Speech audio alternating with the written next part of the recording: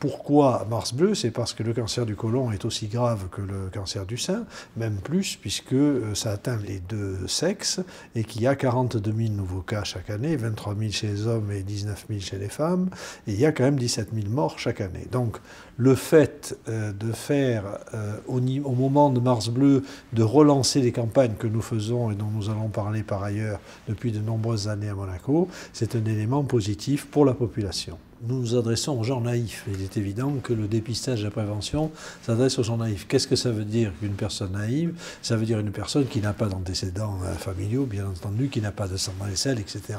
Ce sont ceux-là que nous voulons dépister, parce que les autres doivent faire des coloscopies, doivent être beaucoup plus attentifs, bien entendu, à leur côlon, que ces personnes qui, normalement, n'ont pas de risque, entre guillemets. Donc c'est entre 50 et 80 ans ce que nous avons obtenu à Monaco. Alors la campagne, elle a débuté chez nous en 2006.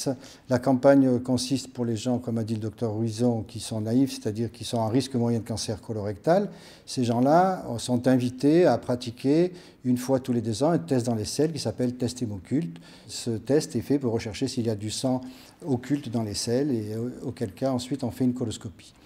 Ce qu'on peut noter, c'est qu'on a une grande participation de la population, puisque plus de 50% des gens ont fait le dépistage, soit par hémoculte, soit par une coloscopie. On est donc très satisfait par rapport aux pays voisins, on a une meilleure participation. La première recommandation, c'est de se faire dépister, donc c'est-à-dire soit d'en parler au médecin de famille, au médecin traitant, soit de venir à la consultation au centre de dépistage avec le docteur Ruizon, soit à la médecine du travail avec les médecins de l'OMT qui s'occupent beaucoup de ce dépistage.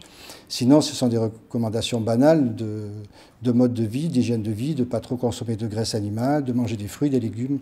Voilà, la prévention se limite à ça pour l'instant.